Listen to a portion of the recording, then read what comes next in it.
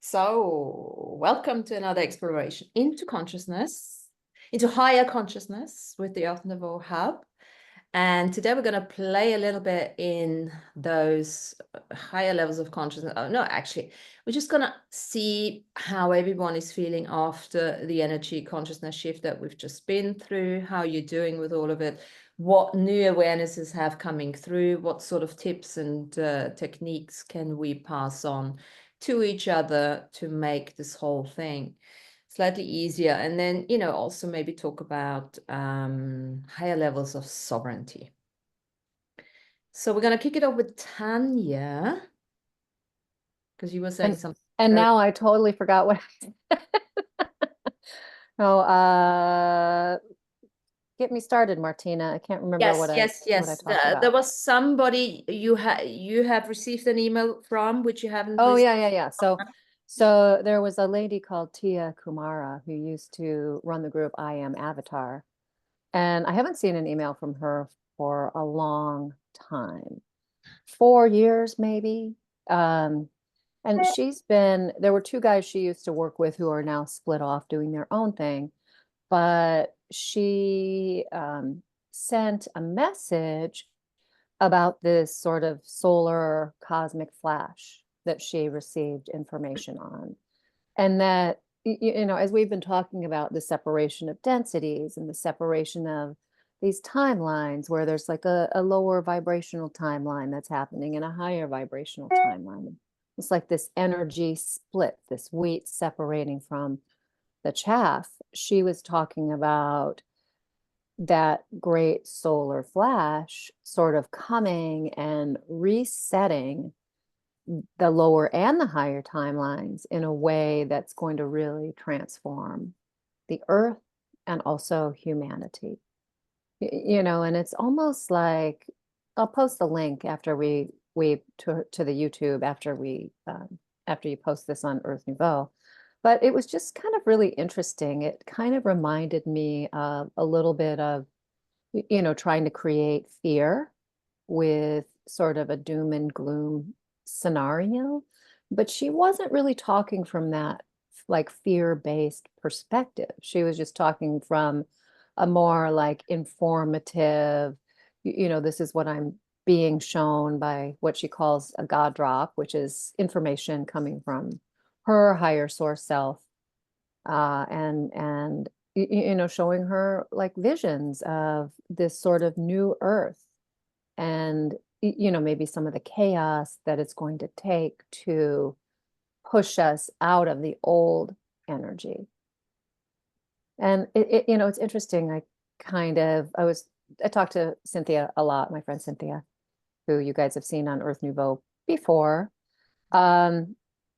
But we were talking about this, and she was saying that it's really maybe bringing back the original energy of Gaia, whereas some of that energy, especially in the lower frequencies, has sort of been hijacked in this sort of this matrix that keeps us stuck spinning our wheels in this third dimensional reality. So she's like, well, maybe we're just resetting to the original template of Earth. So, that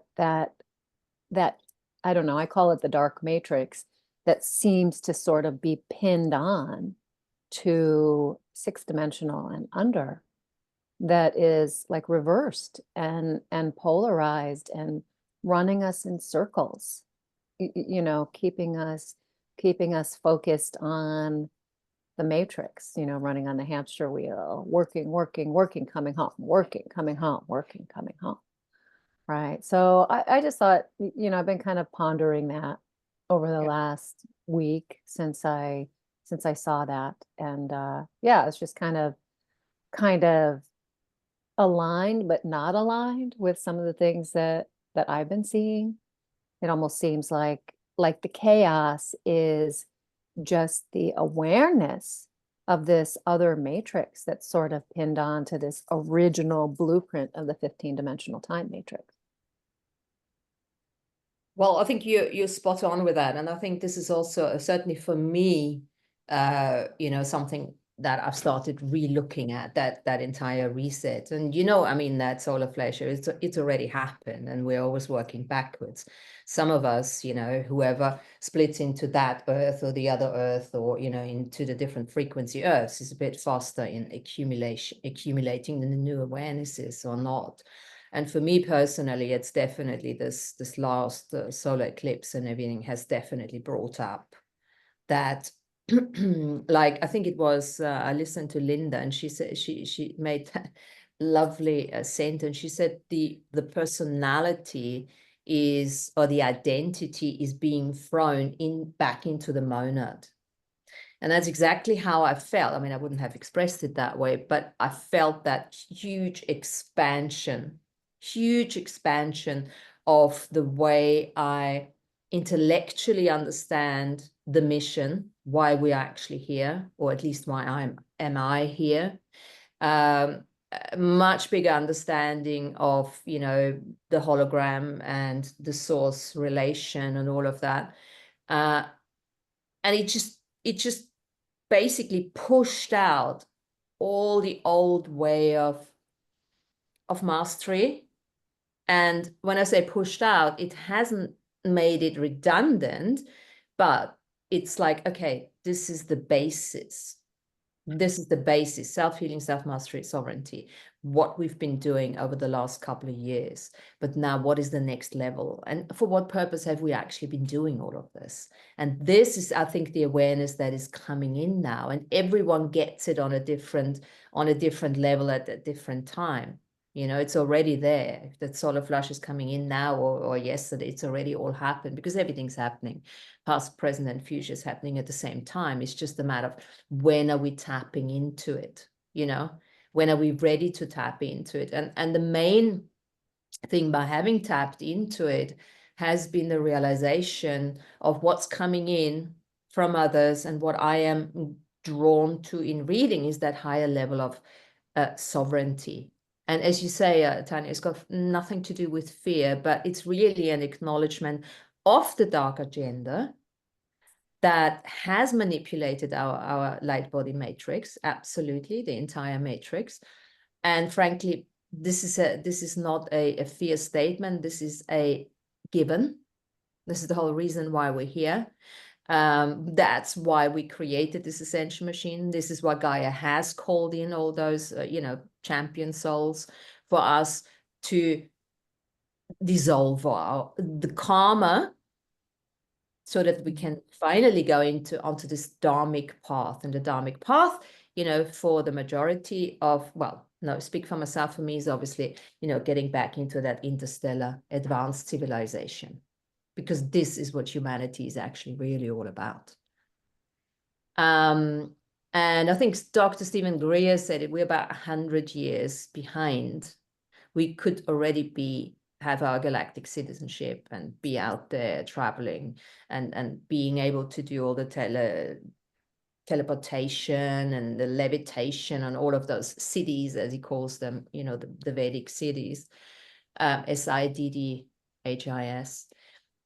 because that is in our technology, in our human technology. So I think what's happening at the moment, from what I can perceive, is that awareness of the hologram is, for me personally, because I always need to have, in order for the heart to open, I need to have the mental stimulation and intellectual understanding so that they can work together. And that's why I always seek the higher explanations of why we are actually here, and that is starting to make much more sense for me now. And that brings in, another level of, we can't negate the dark agenda. We don't have to focus in it all the time, but the higher our conscious levels are rising now, the more we become that light that is a thorn in that agenda. You know what I mean? That kind of thing. So we have to really, and that of course goes not necessarily just what's happening in the scene, but really starting to step it up on the unseen level, you know, having a much better understanding of who are the people we're with in this physical life, and look at their attachments. Look at your own attachments. What are the contractual obligations that your attachments still have with these other attachments? How can I, because if it's in the soul agreement, if it's a soul, contract, then you can't run. You can leave your partner, you can, but if the soul agreement is there, then on that level, that unseen level, you're always sort of entangled. So there's another level now of sovereignty that is coming through. And for me personally, the understanding, the awareness of the bigger picture creates change. So as soon as I have the bigger picture, automatically I step into that different level. So I think one of the things I've been thinking about is I've been working a lot with the Dreamtime energy and the way that the Dreamtime energy has been hijacked, right, by these beings. And it kind of made me think about what, AB talked about, like us being a graduating class, and there hasn't been a graduating class in a long time. And there's almost been like a backup, right? A backup that's created stagnancy.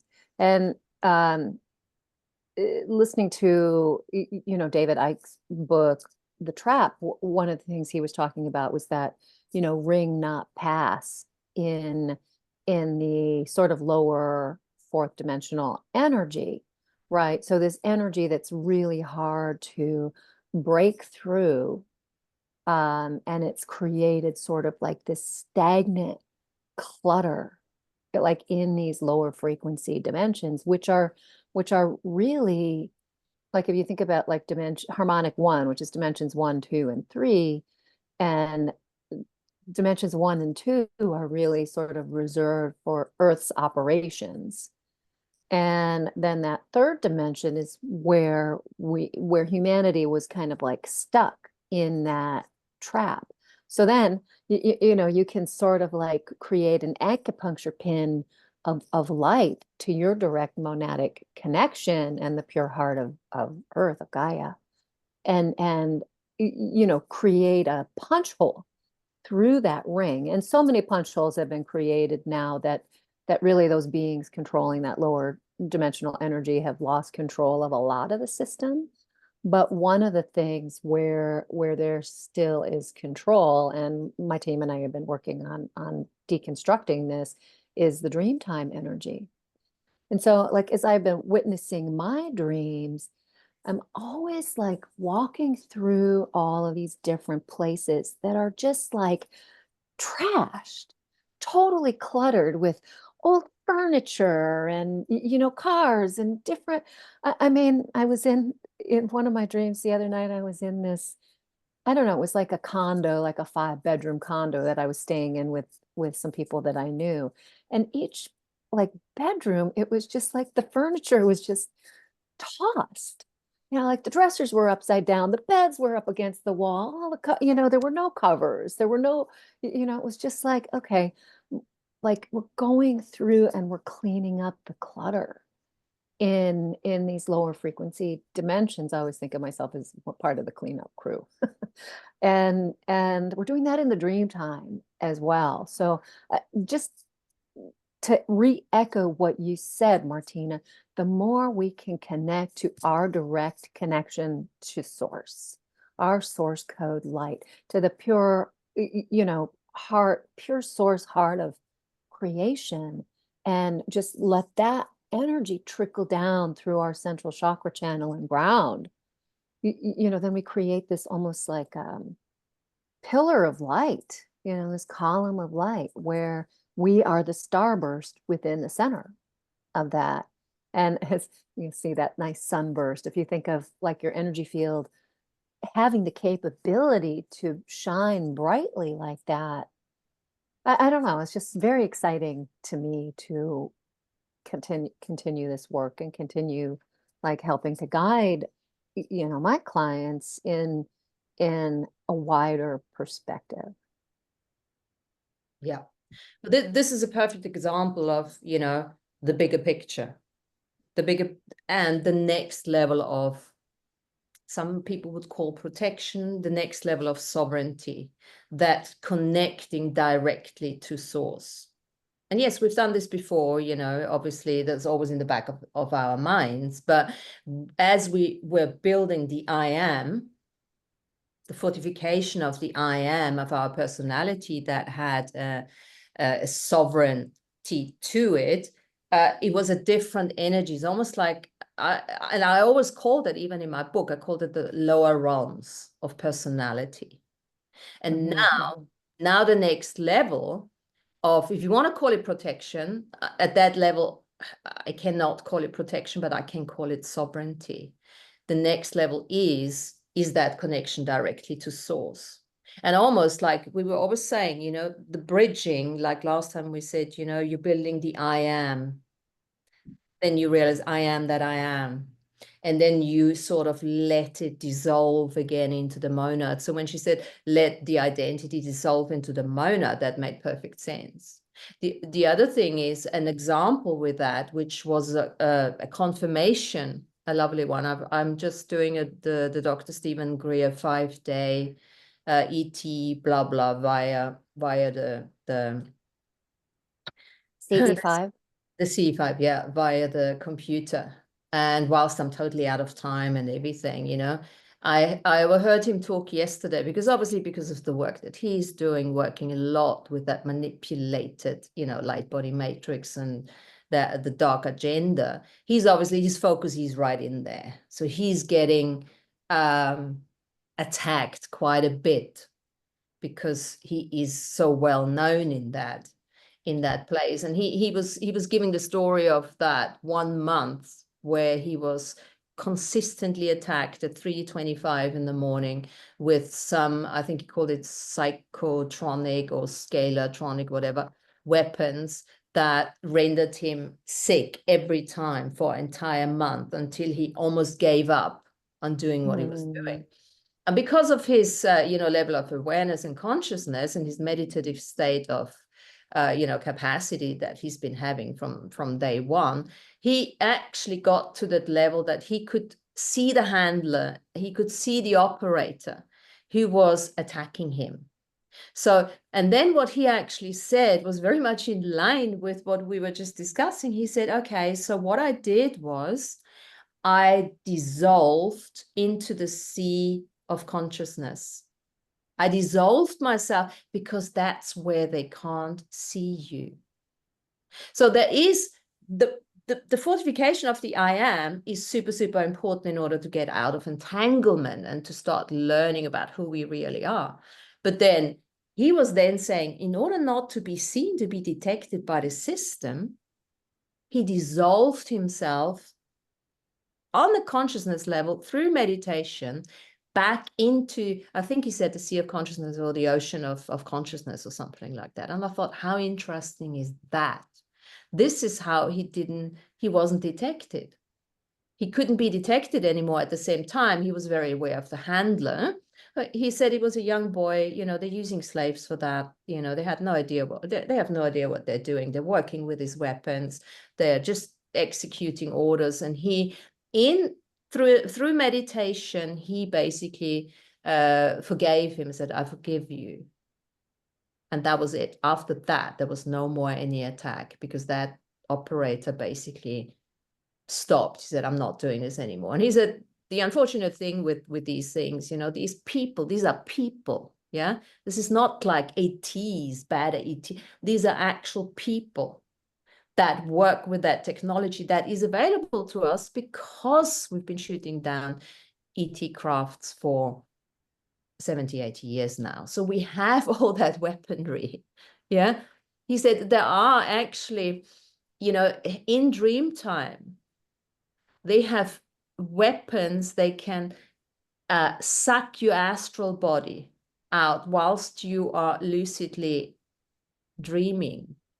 And again, that's not a fear thing. This is something to be aware of when you have a very wild dreaming situation for weeks on end, and you think, oh, these are just nightmares. Well, they might not be nightmares. There might really some stuff going on there for you. And also it's a confirmation of the caliber of your soul and your technology and your light and your prana and your life force. Because if you're a little soul that has no influence on this whole consciousness evolution revolution, then they will not target you. So you can look at it and say, Well, oh and the God, am I tech, that powerful? the tech that these kids are using, they probably just think it's a video game, you know, like Ender's Game. Here, we're going to train these kids as pilots and flyers and, you know, manipulators of energy. Look at this fun video game you can play, guys. Let's train you up on this. And it's not a game. It's a direct energy attack. It's a direct energy attack. And Stephen Gray was also saying the majority of these youngsters who do that have absolutely, as you say, no idea what they're doing. And it backfires on them because operating that kind of machinery, weapons, computer game causes all sorts of problems for the technology, for the body Well, themselves. and also karma that they don't even know that Absolutely. they're accruing. Yeah. And again, I really want to emphasize here, this is not a fear-mongering sort of, show today. This is just really of like, what is going on in your life? And what if has nothing to do with what you've eaten, what you're drinking, what you're smoking? Maybe it's really part of now, okay, so what is going on in this unseen world? What does that mean? And that's really worthwhile looking into. And of course, there is a million things we can do in order to clear that out. So, I mean, from the very beginning, if you've never even thought of you having a dreaming body, well, go read my book. Go into AB's work about the dreaming body. What does it mean? It's very simple, to be honest. Whatever you're doing with your physical body, you have to do with your dreaming body as well. There has to be a what we call it, not a diet, but Regular clearing, regular energy clearing. colonics, yeah, colonics, from the dreaming body, a letting go, and most of all, an intellectual understanding of what is the hologram and what does spirituality mean? What is the cosmic mind compared to our minds? What is prana? What is life force? What is breath? All of that. Because once you start understanding that, the rest falls into place. Once you understand that, you are the creator on this earth together with earth, any sentient breather, conscious or not, creates. Breath creates. That's what we keep saying. If you're breathing, you're conscious. You're spiritual. Yes, because you're breathing in spirit and you're breathing out matter. That's what crystallizes that life force. And I don't know, has any of you looked at the template.org? Say that again. The template.org that I have sent in our Yes Protection Without Creating This. I did the template, yeah. Okay, so there's something called the template.org. And Sandrine and I, we went to Glastonbury. Was it last week or the week before? I can't remember now. And it was an interesting week and all sorts of interesting stuff, which we may or may not be sharing. But the last day, it was the day before the last day, we walk into this shop and you can see it here. Triskelion, can you see it? And, I mean, Oh, yeah. yeah, Triskelion. So Glastonbury is full of fairies and wizards and God knows what, you know, and sacred geometry and this and that. And some people say it's haunted, they're like hell and everything. It is what it is. But we walked into the shop and there was something playing. First of all, I did like the sacred geometry, so much so that I bought myself that Triskelion. And then there was this, you know, recording running in the back. And I said to Sandrine, I said, this is interesting. It's just one sentence. I can't remember what it was, but I love the words, the frequency of it.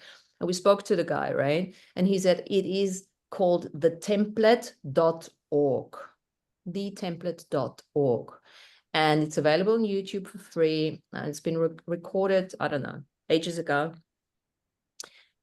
And it's 4 sessions, 4 ceremonies, where the introduction is a bit of blah, blah that talks about, you know, I can't remember because it's very high frequency, very high frequency. And personally for me, it just completely blew up the webs, the spider webs. I listened to all 4, there are 4 of them, 4 codes. And of course, you know, I had to sort of transcribe a few things so that I can remember all of this stuff that's in there. But even if you don't do that, if you don't understand a word, just listen to it over and over again. And it's written in a sacred neutral language. It's high quality geometries. It's amazing frequency music. It's the whole thing. And it's really, really helped me. The template, thanks, Tanya. It's really helped me to get to the next level of sovereignty. For you to speak. Oh, okay. So, Sandrine, you've listened to a few. How was it for you? Well, I was just trying to, because I made a playlist and I tried to share it, but it's on their YouTube channel, so you just have to go and pick them out. It's code 1, code 2, code 3, code 4, and I joint sequence. Yeah, so you have to start code 1, code 2 because they're building up. So there is always kind of like a 20 to 30 minute introduction, which I think it's helpful. Just let it, let it go through in the background. It's a bit repetitive at times, but it's already a good introduction. And then at one stage, the integration, the session starts, is where you're looking on the screen and they have the really beautiful animated sacred geometry, orbs and stars and what have you not, and you just repeat what she is saying out loud.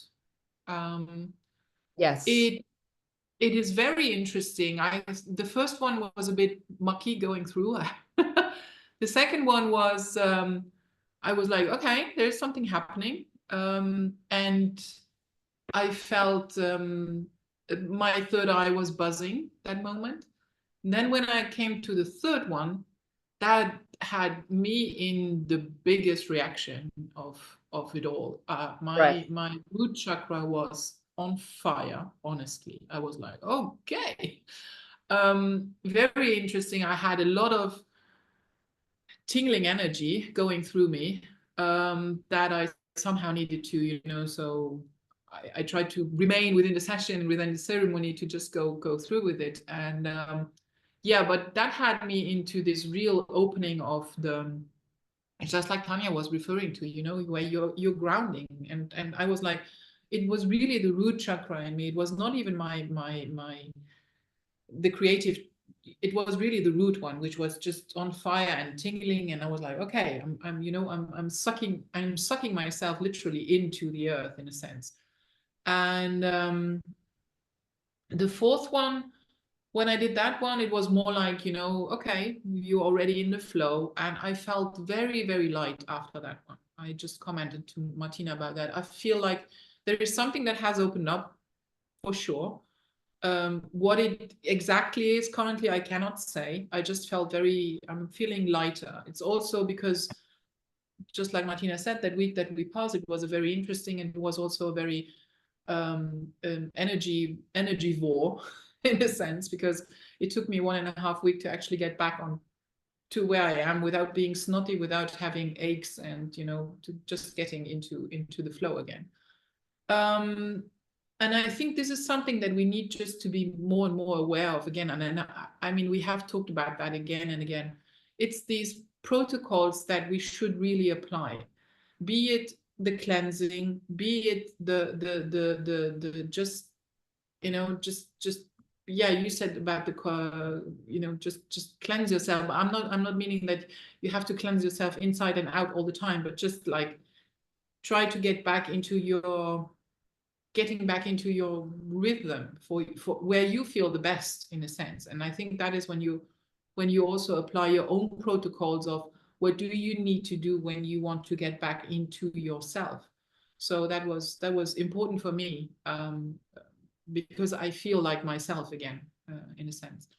So yeah, these 4 codes are very interesting to go through. And then, I mean, I will probably pick up on Gria's work only after everything has been recorded, because it doesn't allow for my. There's a lot of, yeah, it's the timing is wacky. But yeah, very interesting shifts happened. I mean, yeah. I think, yeah, we've come back from Glastonbury. I mean, I was snotting, headaches. I've never ever had a reaction as much as I had this time around with this eclipse. And it was probably, oh, thanks, Tanya, for doing that. And it was probably also, thank you. It was probably also because, having been in Glastonbury, doing the course there, being together, and all of that. And then I immediately started with the codes as soon as I got back, because I knew that was important. And I was literally, I mean, it was like there were people around me, but I wasn't really there. And I thought, oh, this is interesting. What's going on? Is this an ungroundedness? And it wasn't. I just shifted. I should shift the timelines. I was still having a conversation with them, but just totally different energy. I felt completely disconnected, but not in a bad way. I felt so clean. And I had realized one thing: with all the mastery work, with all the healing work, with all the disentanglement work, I've still been carrying others, or still allowed myself to have my energy siphoned off. And that is something I want to put forward here. You gotta look at the difference of where you've been, sympathetically involved, the kind people, not allowing yourself to be called selfless and blah, blah, blah, and all of that. And then getting to that stage, I'm now a fortified, self-mastered person, and I do what I know is good for me. And there's another level to that. And I could not necessarily tell you what I've cleared, but I don't know if you can perceive the energy differently. Some people could probably, but I have felt completely different. And I didn't have to change anything on the outside. Nothing has changed on the outside. There is just this total, this is who I am. This is I would call it a clarity. There's a clarity in that. Not a knowingness what I'm going to do or what's it going to look like, but there is a moment to moment me doing exactly that. And it's almost like the past has completely disappeared. So much so that I can no longer listen to old philosophies, old, stories or anything like that, because I've come to that realization with that newly found level of consciousness. Maybe I'm completely wrong, obviously, that, it's out there for anyone who wants to see it that way, that what we are creating now is not based on anything that we've ever known. And we have to just trust and allowing ourselves to be who we are. with higher levels of sovereignty. Go, Sandrine, sorry. Have you noticed also that there is a sort of calmness? I mean, for me, I notice, okay, I get exactly what you mean about, listening to old stuff, or although it's still interesting, but it's more like, okay, let's just look at it. But there is an open, okay, how it's so difficult to put it into words when you don't have them for. Can we just start, speaking whatever language? Andromedan, I have to still find how to speak Andromedan now. There is a sort of,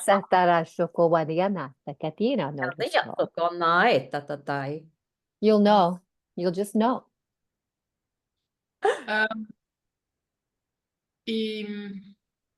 There's a sort of calmness that came over me, in a sense that I also, this integration with the breath. So there is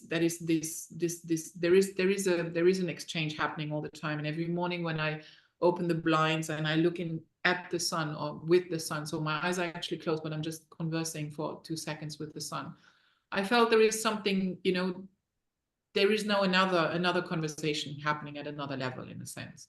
And also around me, it was very funny when I came back with the dogs and the monkey. The monkey actually really came in front of me and looked at me like, okay, it's you. Or is it not you? I have no idea, because then he just jumped off again. But he was like, oh, it's you. Okay. Not like, okay, good. So at least somebody recognized me. Because at times it's very interesting what is happening currently. I know I'm not making a lot of sense, I'm ranting, but it's because everything is just, well, I mean, this is what from now on, we're all going to be just ranting and, not making sense, because this whole thing doesn't, I mean, it does make sense, but it doesn't. And, but, and as you say, for you, it's you said a calmness. I feel it as an acceleration. I feel it as clarity. For me, there's a clarity. No idea what I'm clear about, but it's like, this is not, if somebody says something and it doesn't work for me, I just say, no, thank you. No need to justify anything, just doesn't work for me, no, thank you, that kind of thing. And it doesn't come across as a rudeness, because it just comes authentically from here. And it's like, no, that's it. That's it. There's something else, because you mentioned the breath, and in as I was transcribing a little bit of that template, which I can recommend, because it's really useful to do that, because it's such a high frequency. So they were saying that conscious breathing. So first of all, for me, breath, doing the breath work, breathing, it's always been a bit of a, I'm spiritual, I'm breathing, that's enough. But I couldn't really explain it in a way, the way they've explained it, or the way I can now understand it as, life force. Life force without breath is nothing, right? Life force. It is essential for the crystallization to happen, it's well, essential for the exactly. to go. It's essential that you breathe in, so that you have the code coming in, that your body can actually, emulate and digest and whatever you want to call it into, and crystallize it in exactly. And have it as the data that you need. So yes, and that is what I'm saying about the calmness of the breath, it's like, okay, it is something that is working, and it is work, which is why, it's so interesting now, if you're conscious of what you're doing at that moment. Yeah, and that's all it is. You don't have, and the thing is, it's like, that's not really that revolutionary, but yeah, it is, because once you have the connection, so okay, there's life force, primordial consciousness is nothing. It doesn't create until some breather comes in and breathes consciously or unconsciously. It doesn't matter, because it's the breath that crystallizes consciousness, right? And form is the shape of consciousness. Oh, I love that sentence. Form is the shape of consciousness. because we're made out of consciousness. Now, life force and consciousness is different. Energy and consciousness is different. Love is different. Breath is different, but without breath, there's nothing. So remember that during COVID, remember the times, when nobody went into the parks, and then you went into a park after that and nobody's been there breathing in there other than obviously the plants breathing, but the human beings, and it was almost like eerie, it's almost like weird. Or if you don't go into a house, if a house is not lived and breathed in, it starts falling apart. So we're breathing everything into existence. Now, if you can appreciate that this is part of your job, just to breathe, like, oh my God, how important are human beings because we breathe, and how much more amazing is it when we can consciously breathe, because we can actually consciously create with our breath, not just with our hands. But just that, it just puts the human capacity and the mission and the purpose on a different level. Because I don't care if you're breathing and not doing anything else other than that, and just breathing with the joy. Think of what all the shit that you're creating, and what you're actually doing is you are manifesting the hologram. Because we're a hologram. There's no point to say we're not a hologram, because we are. But once we understand that it is our soul projecting into that form, which is a technology, and breath is a technology, that doesn't make us an AI, but it makes us a sentient, conscious, self-reflecting technology. I mean, how amazing are we human beings, right? And this also goes back to the ancient technology that actually using what we have in our hands, which is the breath. And through the breath and different states that you can fall into through the breath. I mean, you can hyperventilate, getting into the more DMT breathing, or you can go into the slow breathing and then going into the tetra mode, delta and tetra. You go more into meditation, or you just stop breathing at all, either with air, and then you see what happens, or completely empty for like 2.5 minutes if you're good, or 5 minutes like some people can, who are deep divers. But still, you see, there are other realms then opening up for you if you're able to connect with them, and then just be in that structure. And I think this is one of the reasons why my breathwork journey over the last 2.5 years, where I'm really consciously breathing, but now with this activation of these codes, I have connected to even another level of that, which is just fantastic. Connecting the higher dots, and then we can bring it all down again. I mean, this is the brainwave. Remember, I did the show, whenever I did it with AB, we talked about the dimensions, and we linked the dimensions to the brainwaves, alpha, beta, delta, and all of that.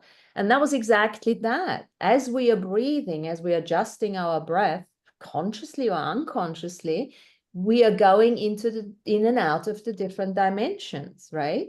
And of course, we're not just going in and out in one, we are simultaneously in all of them. But the one thing which I really liked here, because that's, again, that next level of non-separation, because now everyone says, okay, I gotta focus on breathing. I gotta focus on breathing, because otherwise this is my tool of creation.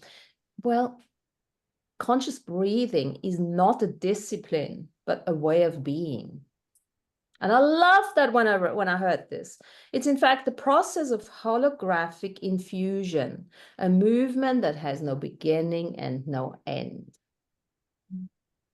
So don't take it now and separate it all out and start, just know it's a way of being. Breathing is a way of being. And maybe that's a nice invitation to just say, oh, wow. It's another way of valuing my humanness, because it gets more expanded, but it also gets simpler because it's not about, oh, I have to do this and I have to do this and I have to do this. No, I just have to breathe with conscious awareness. What if that is all I need to do today? And if you've done that, you did a good job. Yeah. I used to be a smoker, a cigarette smoker. And when I quit, I was asking myself, why is this important to me? Why am I doing this? And I realized that it forced me to take a break, which I think we all need, you know, whether we're reading something, whether we're working, whether we're computer using, we all need to take a break, a reset break from that. But I realized, you know, the other reason was I was breathing, right? And, you know, as a smoker, I take those deep drags.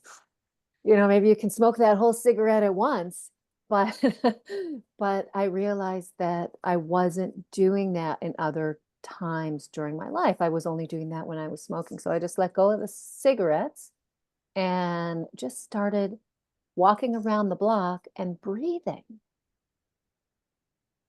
And after that happened, I had a whole nother layer of spiritual awakening.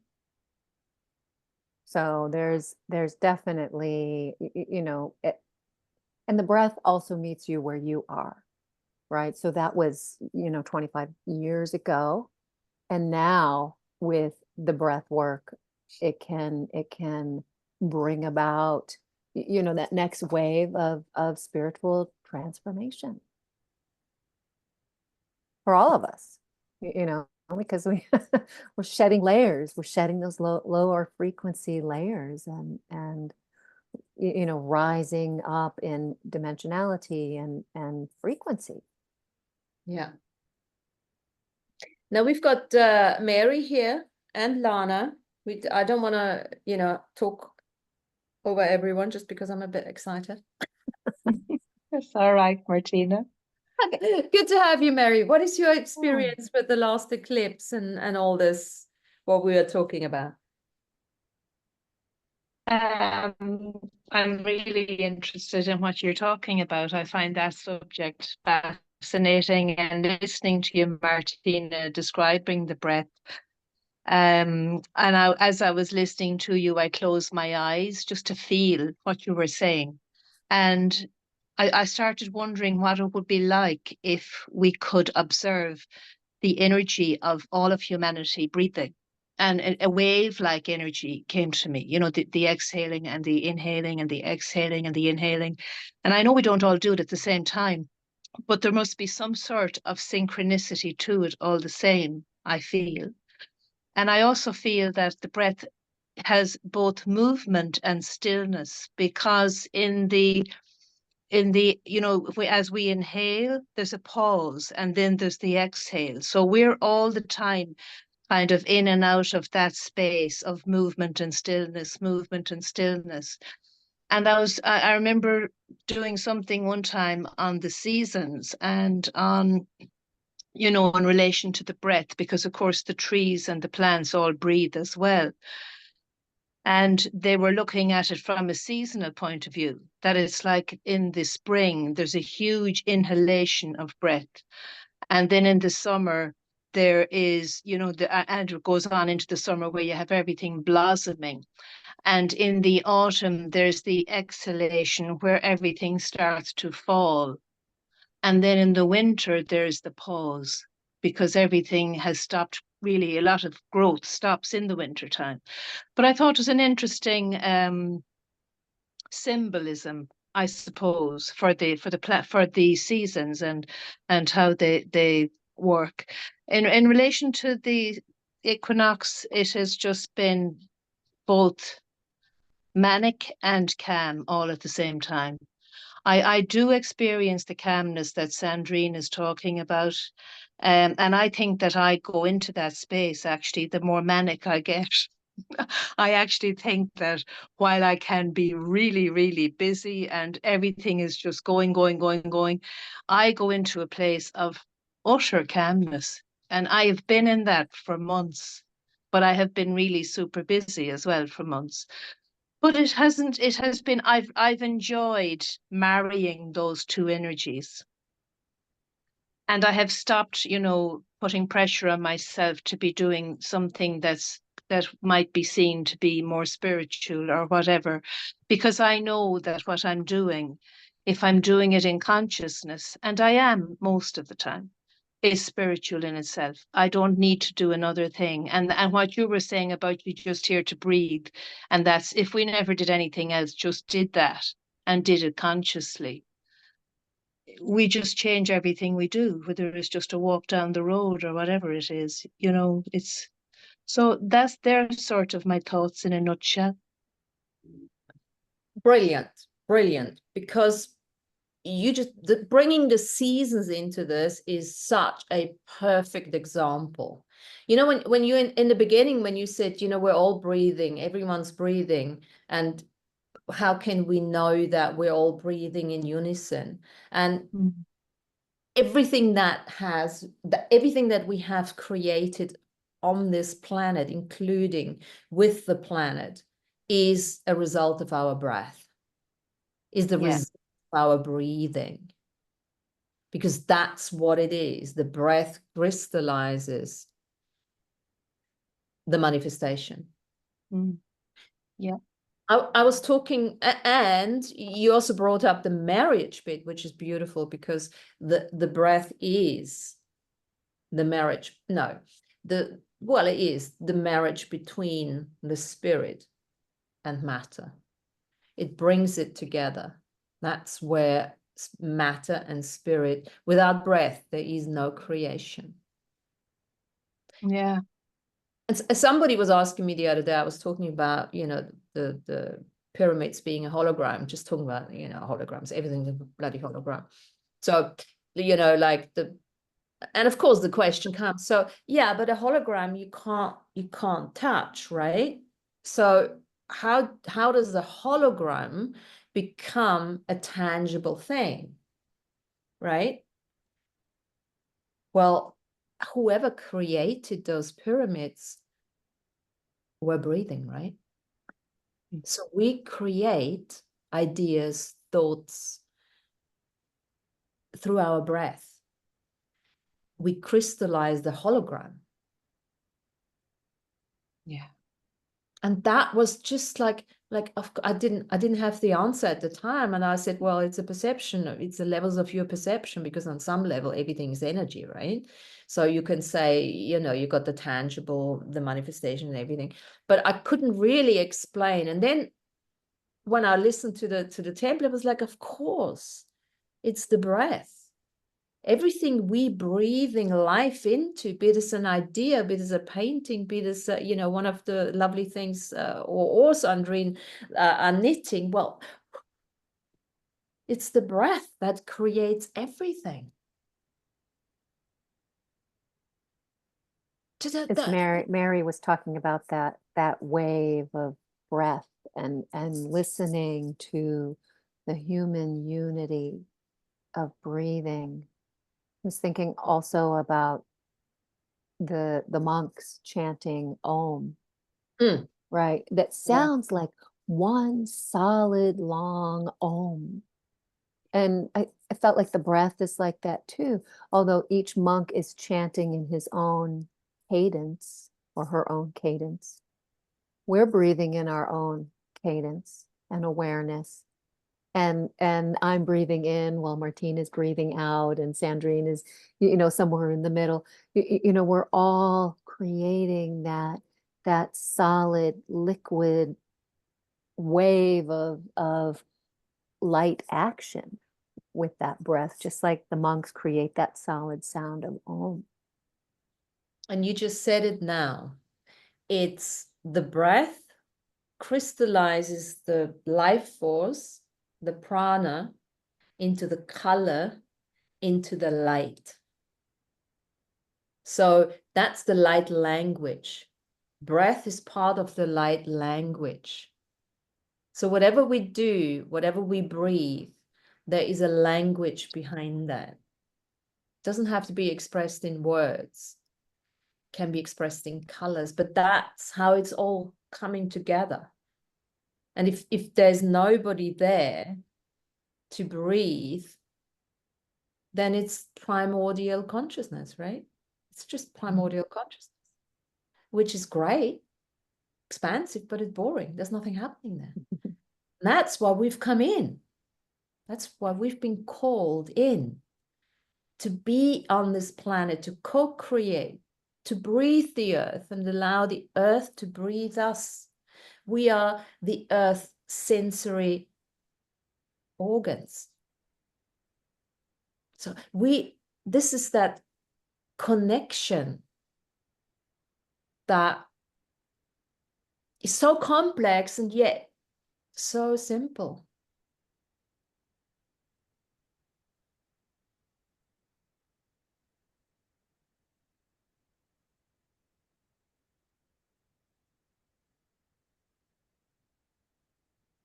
And it doesn't require words.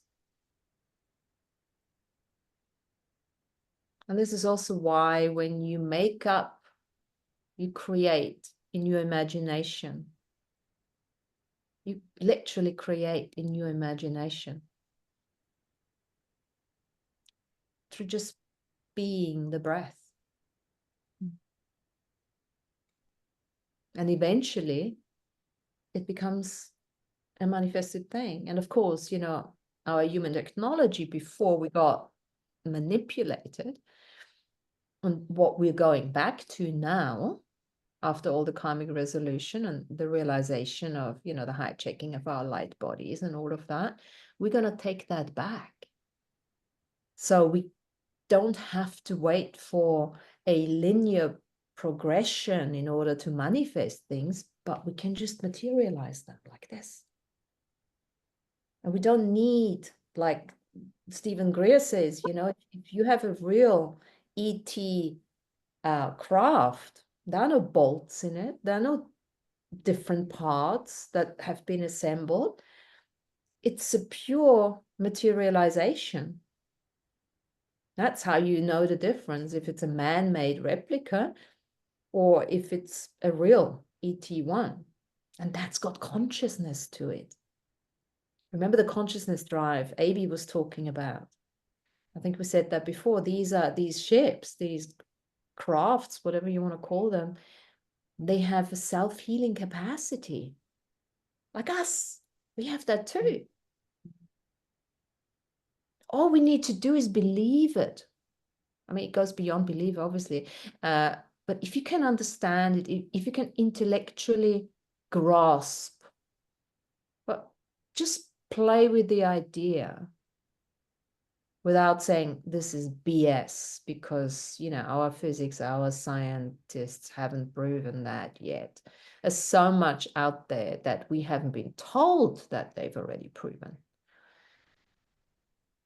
And that's okay, because we're going to figure it out ourselves. Because that's who we are. We're humans, right? I'm so excited to be human. Never been so excited to be human. I'm so proud of being a human. It's one of the most amazing, benevolent creations. I mean, how we make this how we, you know, crystallize that hologram, how we project that soul in the first place. And of course, the other thing now is with this new era of consciousness evolution, whatever the soul has projected in, we can overwrite. Because the soul doesn't know everything. Soul's here to learn, right? Mm-hmm. Now we know what we have gone through the I am journey. So we are now the avatar. We're working together with our identified soul, because it's the soul that has an identity. The body doesn't necessarily have an identity. It's a technology. It functions. But it's the soul's identity that is being projected into that body. And of course, because of the soul's identity that is being projected into that body, every body is very specific.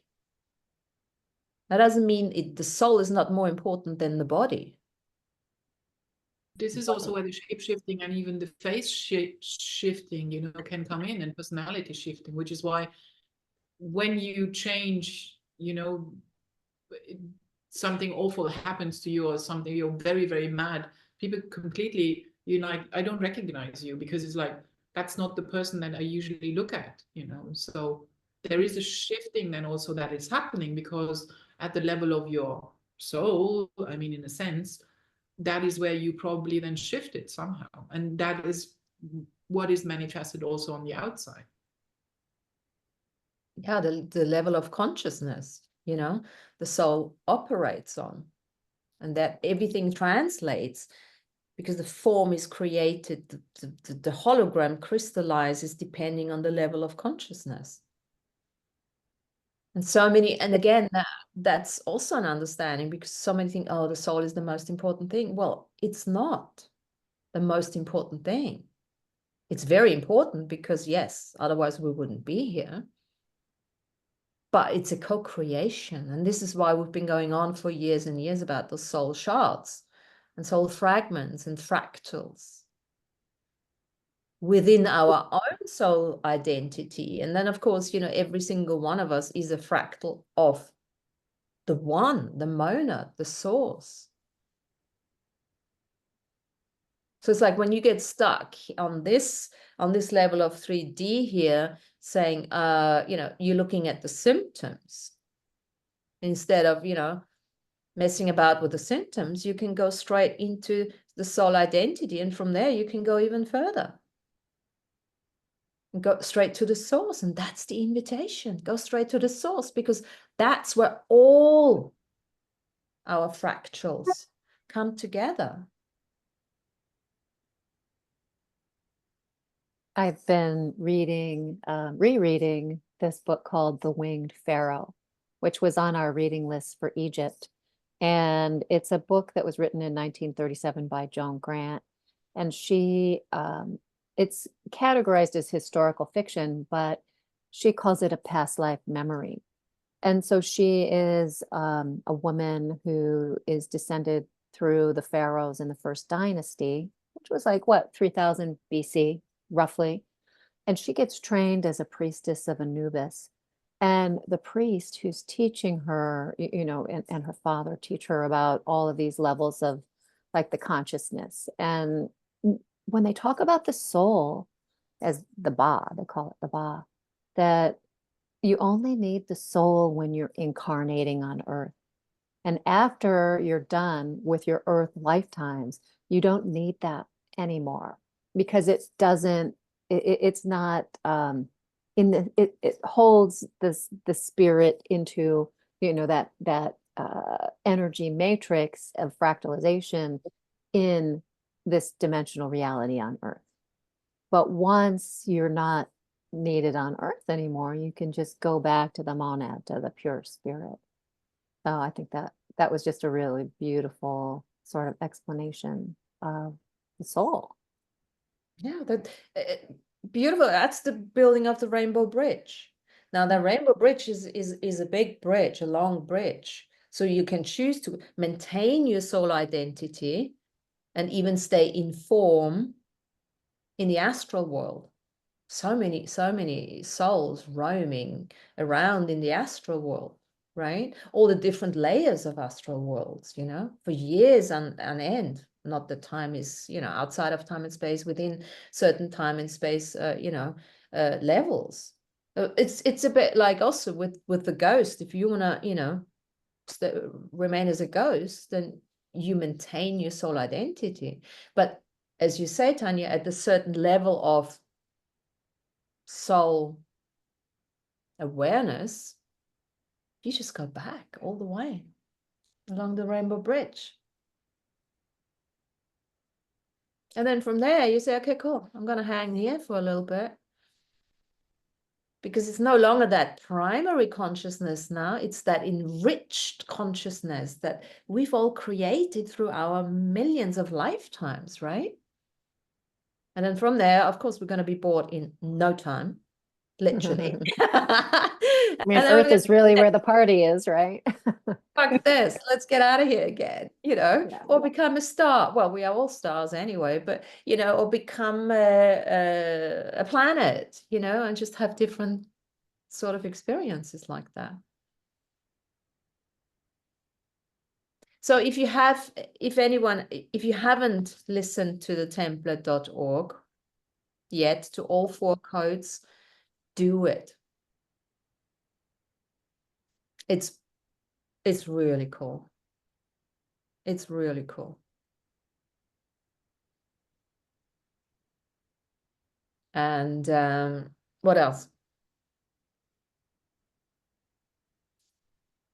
Well, in that book, just getting back to the dream time for a second, in that book, she talks about she's being trained as a priestess of Anubis, and she goes through these initiations where she walks in dream time with the priest who's training her.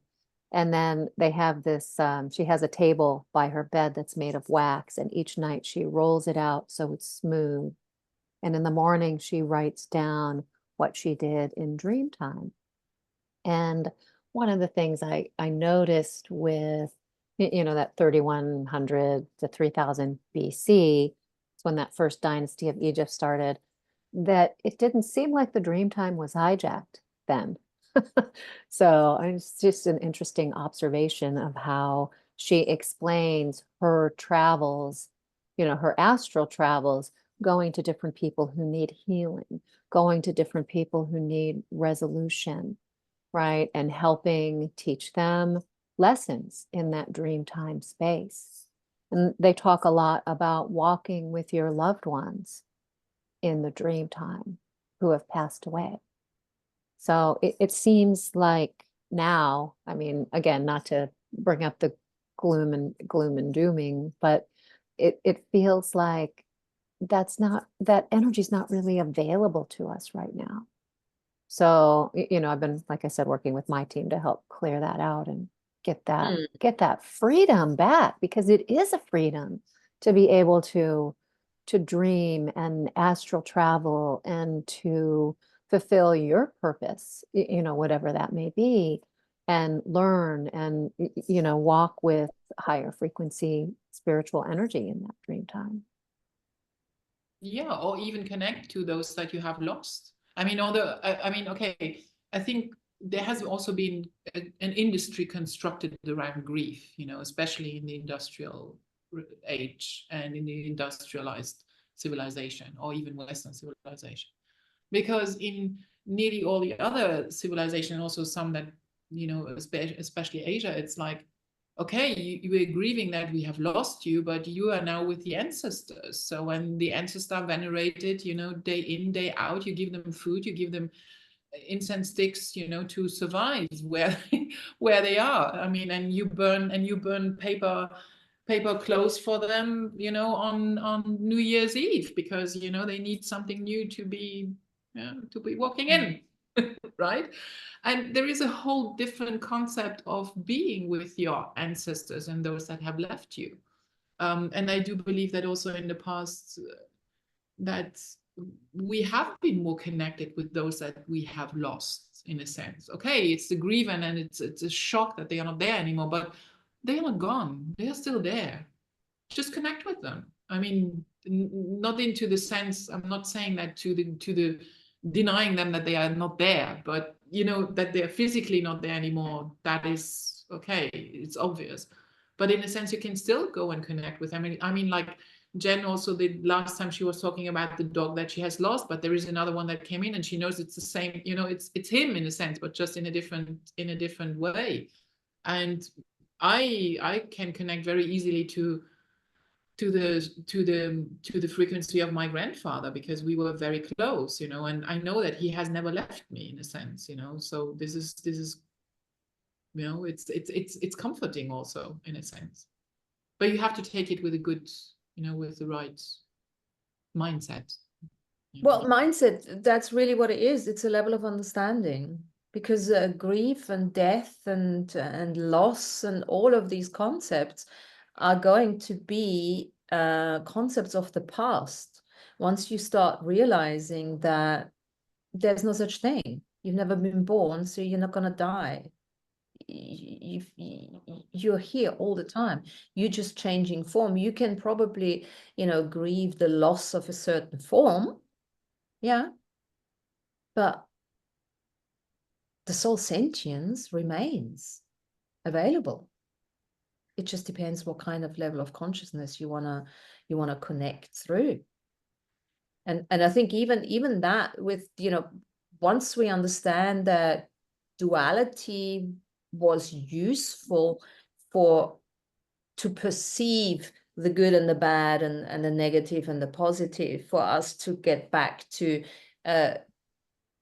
the original light body matrix, then we actually realize that it's just singularity anyway. And then even the importance on dream time is no longer that, because you're gonna live the dream, because you're gonna be in that singularity. You go and do everything on all these different levels of awarenesses at the same time, simultaneously. So it's a mindset, it's an intellectual understanding, and that's how it starts off.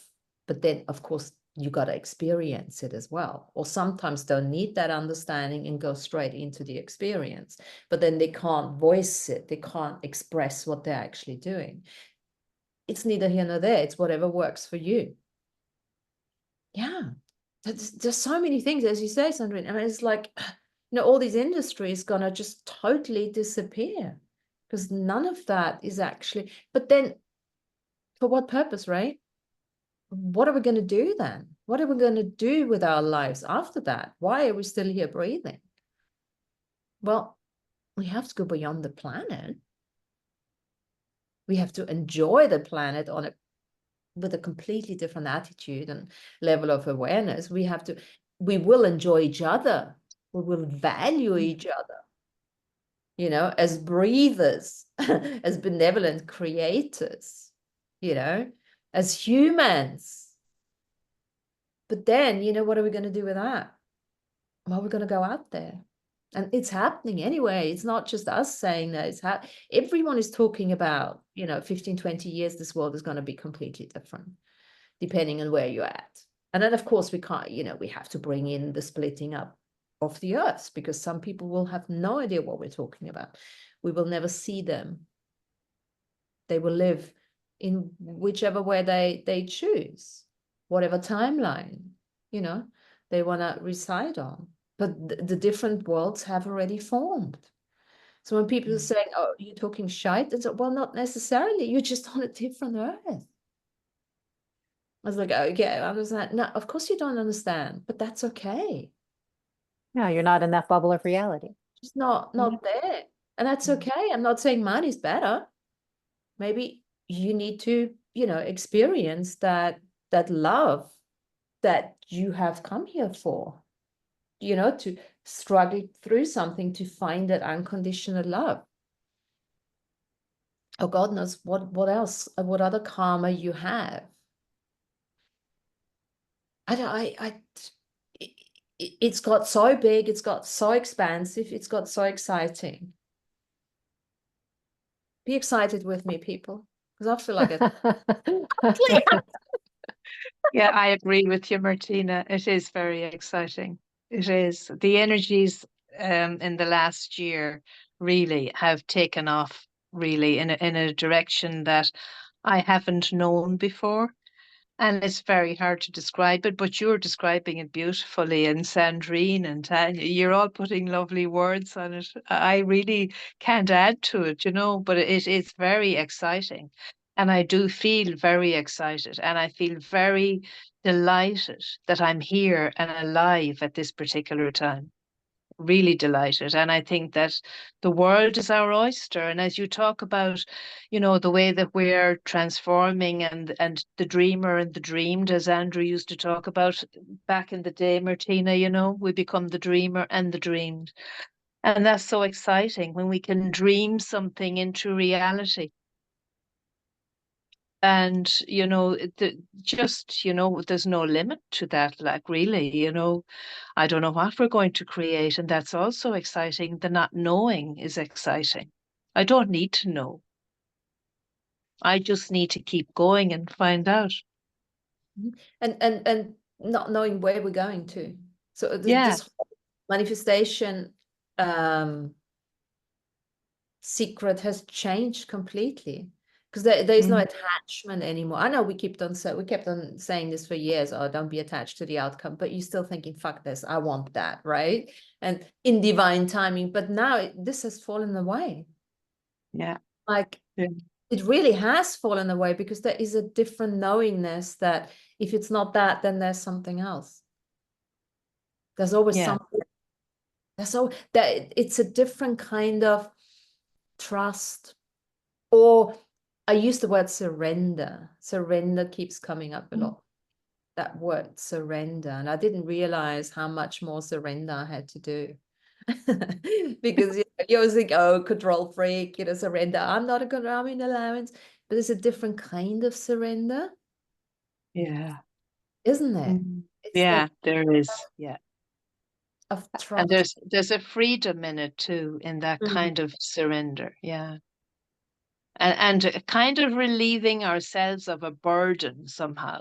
There's no longer the burden of something, maybe something that we're trying to make happen. We no longer need to make it happen, because it's happening. We just need to be there for it, to be breathing, Martina, when And it's happening. receive and receiving and And receive. receiving. Yeah.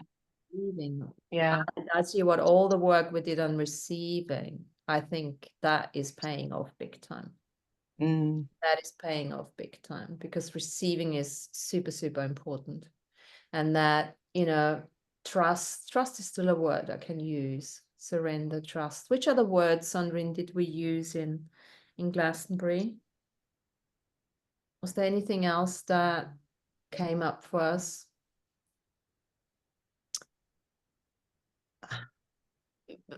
I think it was said that last time, and this has come up for me, that not entangling, choice. I mean, choice is definitely free. Okay, even free will. I think free will has taken on a different meaning. Free will, because, you can say yes, there's a soul, and the soul is, my identity to a certain extent. And I've come in with certain soul contracts. But you know what? At this level of evolution, I really have a choice. I really have a choice. So many people would still say, no, this is the soul contracts that you come in with, and that's it. This is your life, and this is the way that's predestined when you're going to die. And I'm saying, you know what? Nah. I think I can override all of that. I feel that too, because this was something that has been in my mind the whole time, that we actually also talked about it during our week that we were together on the soul contract. And that actually at one level you also need to break free of that one. I mean, it's obvious you can't, because that's, again, it's a pull down into a lower frequency in a sense.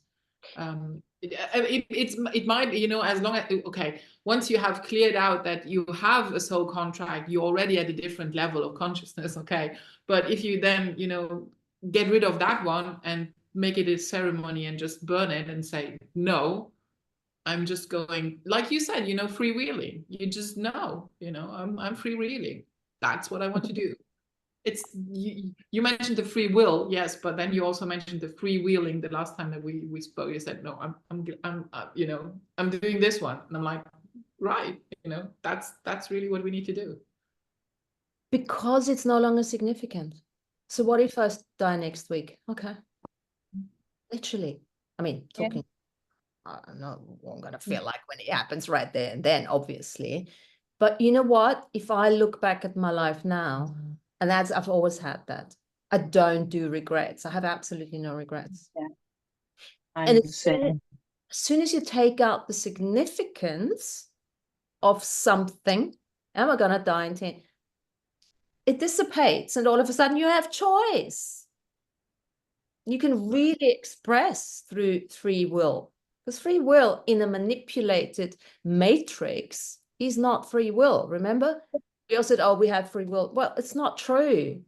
you have no level of consciousness. You have no idea about the manipulation that's been done to you, to the matrix behind all the scenes and everything. Where's the free will? It's like, yeah, I have a red ice cream or a blue one. Well, that's not enough, right? But as soon as you get into that place where you have a certain level of this shit is going down here, this is going down there, I'm not getting involved in either.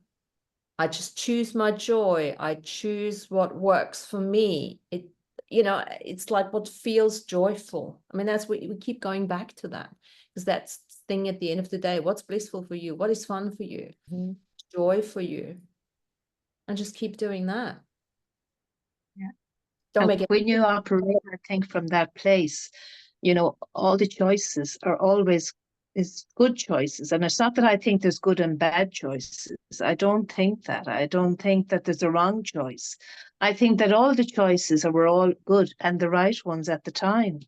And I even don't like saying the right ones either, because that's sort of a judgment on it. But I think that we need, just to realize, and this is where you're saying too about letting go of the past, Martina, that it's all good.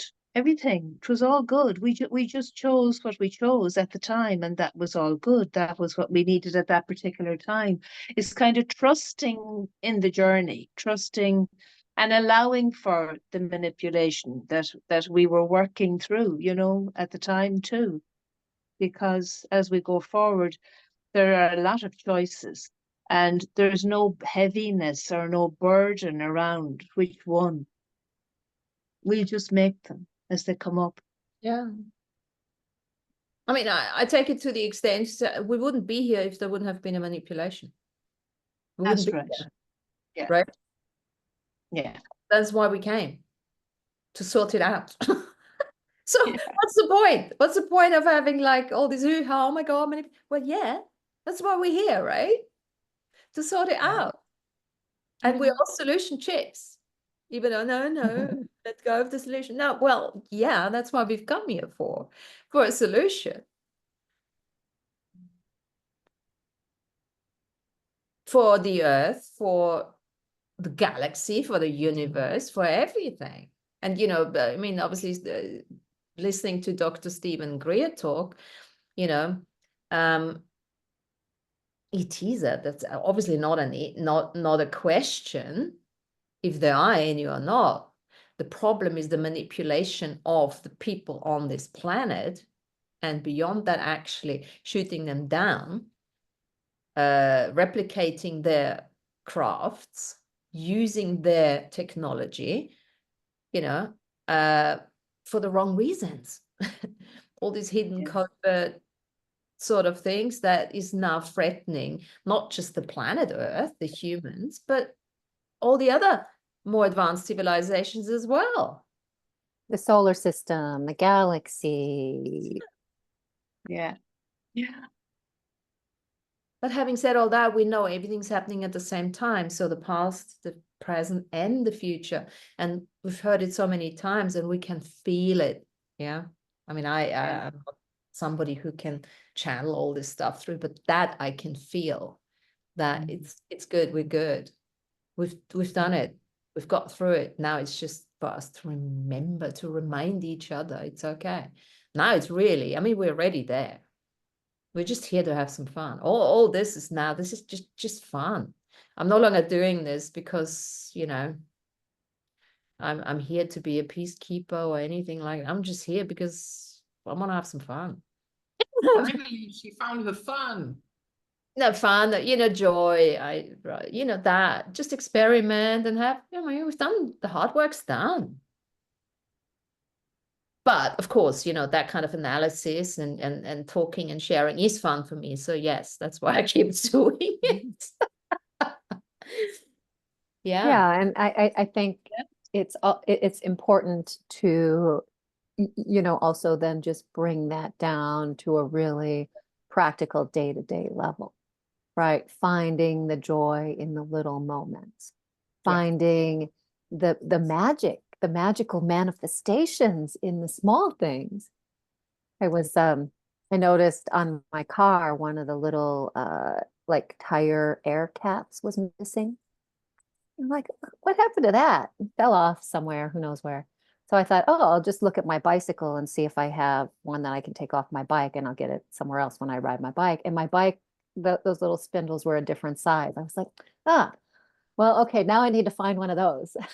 So I went on my walk, and no more than 5 minutes, I looked down at the ground and I see this little tiny 8 ball. Do you guys remember the magic 8 ball that you shake and you ask a question and then it, and I'm like, what the heck is that? That looks like, so I picked it up, and what was it? It was a tire cap, a tire air cap. That's hilarious. I'm loving it. Wow. And I just went, yeah, Well look done. at this. Look what I manifested. And it's just this little Wow. tiny thing that, you know, probably 20 people walk by it easily. And it attracted my eye, right? Because I was looking for it. I was looking for it, and it was magnetized to me.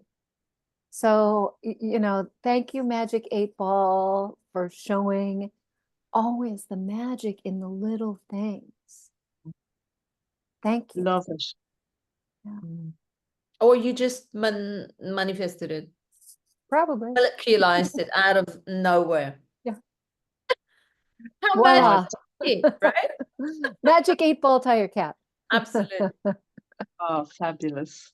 Absolutely. And I think this is actually what happens. This is why I'm so joyful to be human, which, you know, I never really thought of before. It's like, once you get the bigger picture, it's like, oh, okay, I can just breathe now. That's fine. Right. Oh, let's have some fun with this. That's what I was saying, you know, isn't it? And then Yeah, I think that synchronicity. bit is lovely. I do that too, Martina. When I go into a car park, I've been doing this for a while, and I say, okay, I'd like a space, probably up near the supermarket door if possible. But if that's not possible, that's okay. I'll be glad of a space. This is when it's really busy and there's no space. And I go around. I've never left without getting a space, ever. So I do think that there's a lot in that. And I think it ties in with what Tanya was saying as well, putting out the thought, you know, that she had to find this tire cap. That does happen. And for me as well, in little ways. And it's really exciting. And it's really fun. And it's like, as you were saying, Martina, when you just get the higher picture, you know, it's like, all you need to do is ask for these things. You know, they're all there for you. You just need to be asking for them. And And you know, knowing, and also knowing you're going to get. Yes. Yes. and frankly, that's part of our technology. Okay, so we can just very much Yeah. take magic out. I'm not going to take it out because I love it, but we can take it out and say this is in our technology. And before the manipulation, we could do all of that. So we Yeah. need to now, because our technology has been manipulated, we have forgotten about it. We got to practice that shit so that it comes back into our, you know, levels of awareness, like remote viewing, like instant manifestation, molecularization, demolecularization, all of that. You know, there's a bilocation, you know, all this, they call them the cities, 8 cities or something. So that's something we need to start really, really practicing. And this is also part of, there was actually an exercise he did yesterday along those lines, a remote viewing exercise, you know, just very simple. Just what's in the next room, yeah? Nothing fancy, don't go into the astral world, you know, you don't want to do any of that. And also you just want to go over there and actually see if you were right or not. Well, like for instance, you know, we talked about this before, coffee machine. Today I need to change the water, right? Oops, there it comes, you know, that kind of thing. Just to practice that sort of stuff. Yeah. I mean, This and is maybe our technology is magic. It's natural. Yeah. That is natural. So I think that's a misbelief when we say technology, right? But it's a natural technology. It's natural. It's not artificial. I Made want to out of- share. I Tell want to me. share a fun story since everyone's sharing fun stories. Last week, I asked a friend. I'm really into bird watching, but I don't enjoy as I used to in previous years going with binoculars and cameras and all the equipment. So it occurred to me to ask, a man that I met at one of the events if he will be willing to go to a river with me without the binoculars, without all the equipment, and just walk and ask ourselves what birds are here.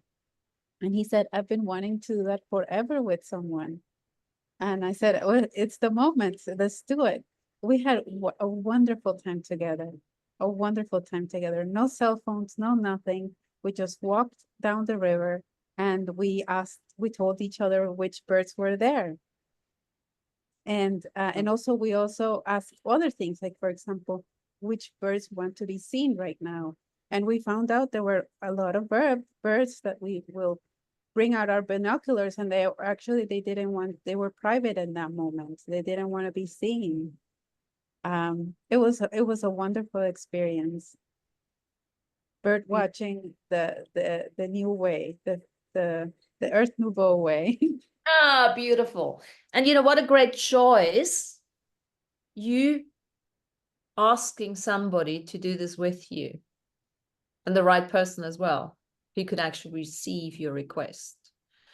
I think that's really, really, really important, you know, to add the people that you can do that with, to add the places where you don't have to get rid of the old ones. They will disappear eventually anyway, if you no longer resonate and the soul contracts have been dissolved, breathed into demolecularization at the end of the day, but add that kind of, you know, interaction. Yes, together we are power. He's the type of person that can make the bird sounds exactly alike, and he has that capacity. I don't, but I recognize the sounds of some birds. And he told me it doesn't matter that you cannot sing it out. Just like be the sound in you that you want to emit right now. Wow, wow, it works beautifully. Just be the sound. What a gift. If I said to Paul, be the sound of the bird, he'd probably gonna, you know, need another drink. Because I need one too. Right, he can play a judge. Huh? He can play a judge. For the sound of the birds. Ah, that's Just- beautiful. Well, I couldn't do either. I heard bird's a bird. I have no idea what kind of birds are out there. But that's great. But it's a bit like what we had, Sandrine. Hey, when we went to Glasgow. Right. I mean, we were our little island. Yeah. When it came to like people working together, you can rest assured the seat next to us was free until the very last moment. Because I think I probably more than you because you knew the crowd, but we scared the shit out of these people, didn't we? It was hilarious, that moment. Honestly, that was really hilarious. But yeah, no. Yeah. Well, and you know what? What a compliment, right? And we all got on well at the end of the day, and it was all a huge allowance, and it was a nice weekend, and it was just Yeah, great. but we can actually share the little story about the Birdman, about Brian. Yeah. She forgot it already. So the setting where we were in, it was a house that was built in the backyard, which used to be a shed where somebody lived that's called Brian. And the guy was living next to the person that was running the retreat. And he was always looking over the fence, like in a little bit. So what are you doing there? Why are you chanting and all that? And Brian was very curious about what was happening. And so he was an older gentleman. And then our retreat leader, so Tim, he said to him, well, Brian, we're doing this and that. And then Brian said, well, you know what? I once became a bird in my hallucination. He didn't say hallucinations, but he said, I once became a bird. So Tim told this little story, during our retreat. And we just went out to have so we were in that house, which is now, so the old shed has been, remodeled into a really nice small apartment. But we went into the main house to get tea. And then suddenly somebody said, oh, there is a dove who was working on the grass, and he went inside the room and it shat on the carpet. It pooped on the carpet and it came out again. And the dove was really just, you know, walking the whole garden up and down. And I was talking to it because I was like, hi, Brian. Sarah was like, what the fuck is wrong with her? I said, that's Brian. I Oh, said, that's Brian. I'm honest. This His is Brian. birdly Brian came again, manifestation. you know, and he was like, I'm here. I'm going to look over again what you're doing here. And I'm going to poop here because, you know, just letting you know this was my place. And then it flew off. And we, on the Monday morning when we walked up to the tour, so there was one dove there who was actually following us.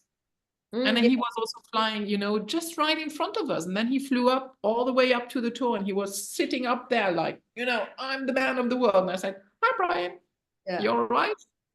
It's like So everybody. now for me, every dove is Brian. Oh, So there you go. It surely was Brian. Absolutely. Oh, absolutely. Absolutely. No doubt. And I love you guys. I have to actually go and get ready for a course that I'm going to take. So in 5 minutes, I'm going to leave you.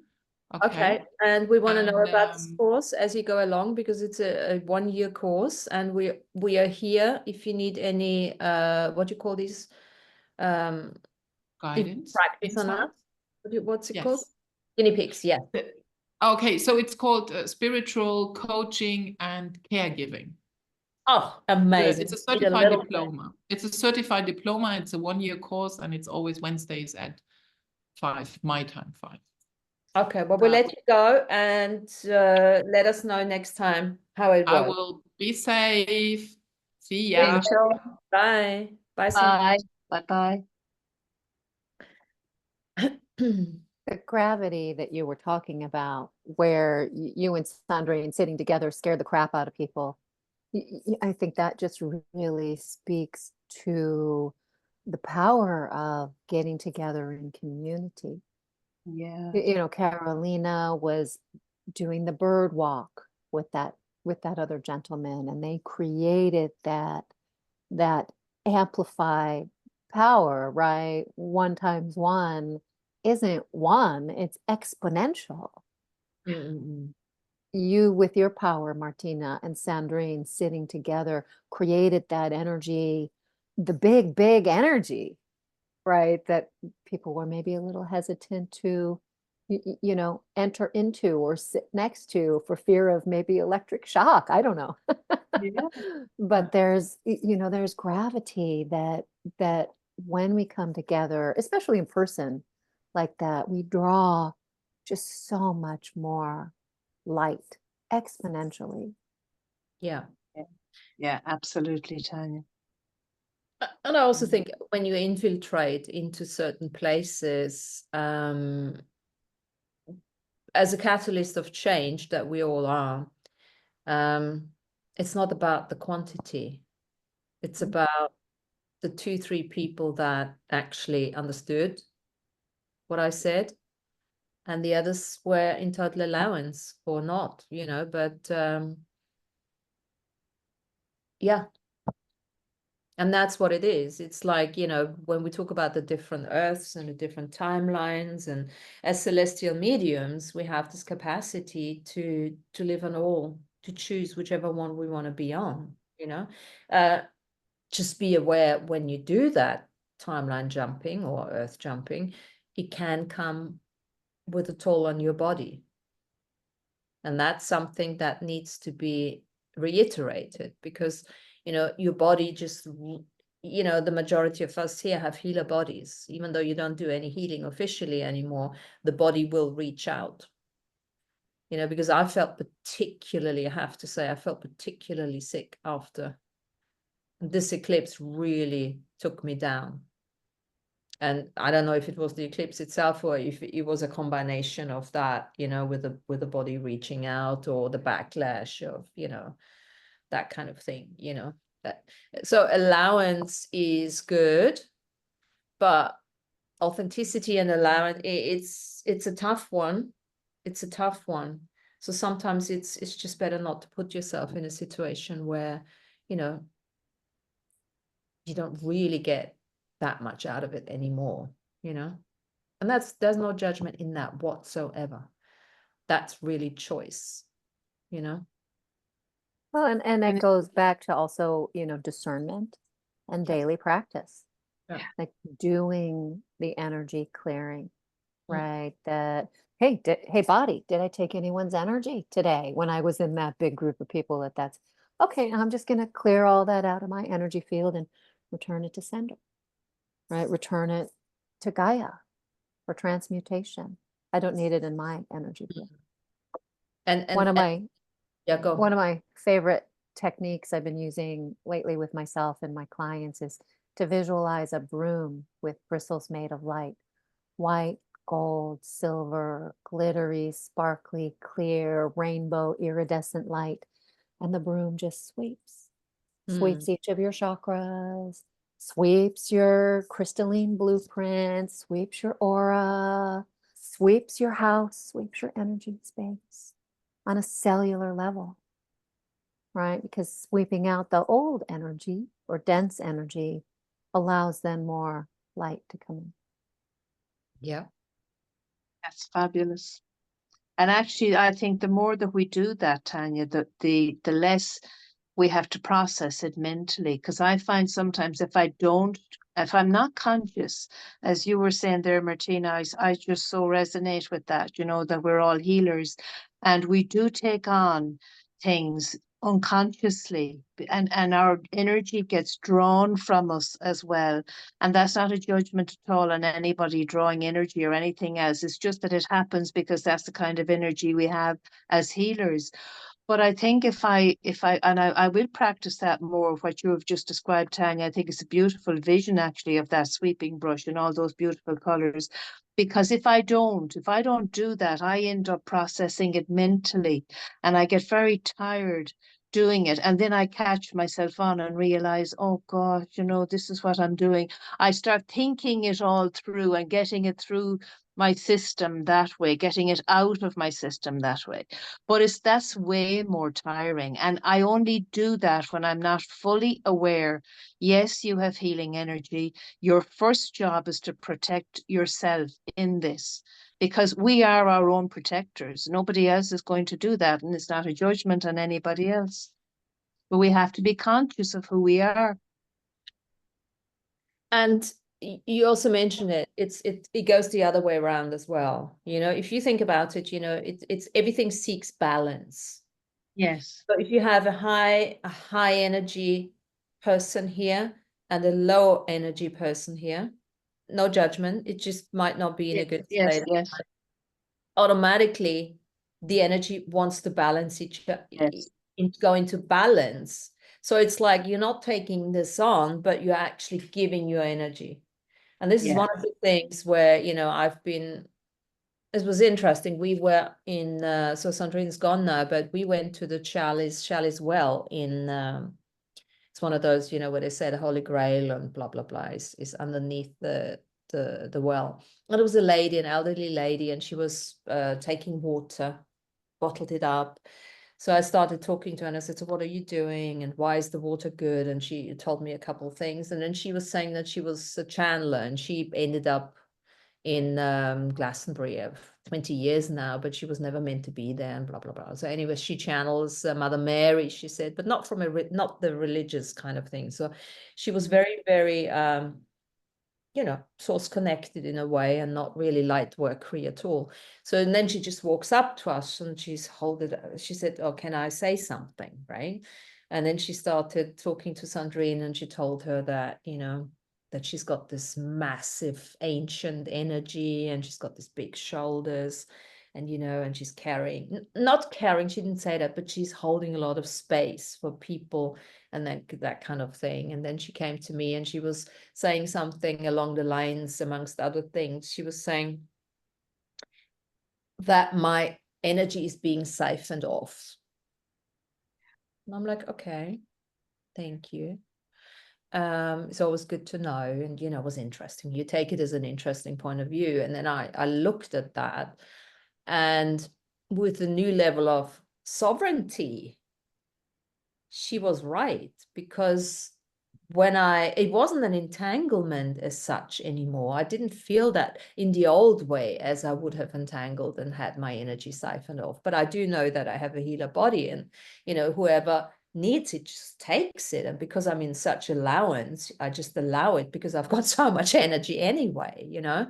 But still, when you get to that level of, you know, awareness that we're at, we've got, if we're working interstellar civilizations, and then we need to keep all our energy really to ourselves in order, you know, because otherwise we cannot create what we are here for to create. So I thought, okay, well, this is interesting. I looked at a couple of things, and then when I did the template, I all of a sudden felt the difference without doing I did not do any cutting cords or anything. Ceremony first, there's a little bit where you go into mother, father, that kind of thing, but on a much higher level.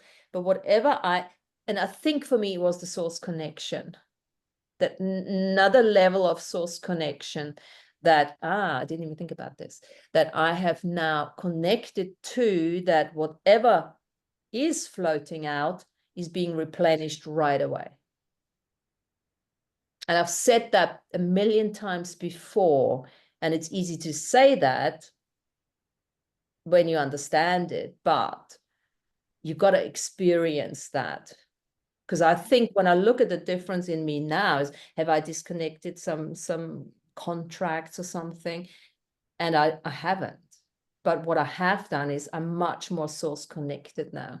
So whatever I do send out with love and forgiveness and blah, blah, blah, without even thinking about it, it gets replenished right away, because I've made that higher connection that I obviously wasn't properly aware of. So this is another thing, you know, at the level of you know, human that we are now. It's like, no, if you have a healer body, there's a reason why you have a healer body. You're here to allow the source energy to come straight through you. And of course, if you clear out your programming and your conditioning, there's nothing anymore that holds that out or in or anything, because there's no trigger, that it's just like purely through. And that's a practice. Let the source energy come in and out, float through you. You become that conduit. Yeah. That real conduit that we've been, or that we've always been before we got fucked up and manipulated and you know, made into smaller little beings, you know. So that's a good one to look at as well. Yes, I think that's true, Martina. That is so true. That conduit and that energy flowing through you. The thing about that, though, is I think that there's a time, it's like the breath, you know, the inhaling and the exhaling, but don't forget the pause. And I think there's a time in that too, where there has to be a pause, because the body just won't be able to sustain, I think, that all the time. And in its natural flow of things, there's just the pause.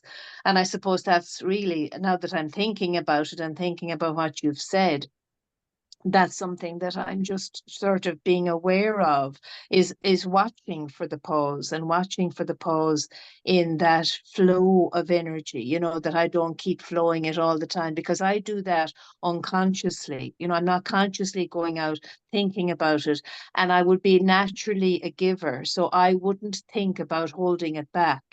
But I have to think about the pause just for myself, so that I can just get enough time to sustain myself somehow again. And that happens, I know that happens without me thinking about it too, because it's when I have a downtime and when I can just be in my own space and in my own energy, I can actually feel it settling. I can just feel a settling coming over me, you know, and that helps me to just replenish. But I totally get what you're saying about how quick, when you give it out, how quickly it comes straight back in. I remember one time sharing with you about a meditation I had where I went to a mountaintop, and I met this being who was talking to me about this, and said to me, you know, not to be worried about how much I would have to give, that all I had to do always was just come back, and it was like putting in a plug, and I got replenished again. So yeah, that's what you're saying actually. You know, you're saying what I had experienced on that meditation. Yeah, so it's not to be misunderstood or mistaken with, oh, I breathe in and now I have to pause and stop breathing. No, no, no, it's not. Oh It's not no. like Mary says, No. you know, it's that how do you replenish your Yeah. energy?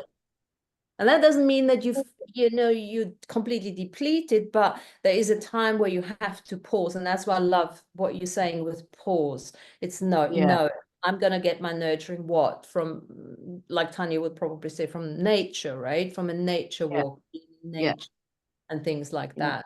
Or just for me, would personally be just going into my hermit space. Yeah, that does it for me too. It's just to withdraw from the energy for a while of other people. And if I just do that and get to a quiet space, I can just replenish my energy. But I do that naturally without thinking about it. And you probably do too, and we all do. We all do. But it's just to be aware of it, I suppose, is a help sometimes. Yeah. And of course, add to that it's not just the people with bodies you're exchanging your energy with. That's It's true. all the Yeah. ones without bodies. So you can Yeah. also be in your hermit space and all of a sudden feel completely fucked and depleted because you've entertained a few ghosts sucking Yeah. on you, Yeah. So, Yeah. that's another level of awareness. Awareness. Change. Yes. It's Mhm. just about awareness. And then you say, no, thank you. Get out of here. That kind of thing. Mm. Mm. Gosh, amazing. Gosh, it's exciting. I just want to ask Tanya before we go the name of the book again. Was it the Winged Pharaoh? The Winged Pharaoh by Joan The Grant. Winged Pharaoh. Okay. Winged, like Okay. wings. It sounds really interesting, Tanya. I might try and get it. It's really beautiful. It's a really beautiful Mhm. story and has also helped me remember, some of my timeline there in that ancient, Yeah. First Dynasty space. Yeah, because I had a timeline there as well at that time. So I was really interested in it as you were talking about that. Yeah. I had an Akashic record reading done once, and they told me about that. And also, when Martina was talking about the balancing of energy, how if you go into a room and there's different levels, and there always is different levels, different vibrations. I remember them saying in the Akashic record reading that, we lower or raise our vibrations so that we can all balance the energy in the room. And that was more of what you were talking about there earlier, Martina, about when we go into groups of people and there's a balancing that takes place. Yes. Yeah. You can do that Anyway. sometime, but it's a limiting of your beingness to a certain extent. Yes, it is. Yeah. And Yeah. you can do it for a little bit, but then you got to get yourself out of it. But it was funny because that's the universe showing me again. It was this is what's happened to me on the weekend, and then the next thing is I walk into the shop that was called the Portal. Yeah, Oh. I hear that one sentence from this template. I'm like, I have to, and that was the balance where the universe said, okay, now take this. I'm like, okay, now I'm happy again. Thank you. Lovely. Fantastic. Okay, what do we call today's show? Give me a title, because I'm too excited to think.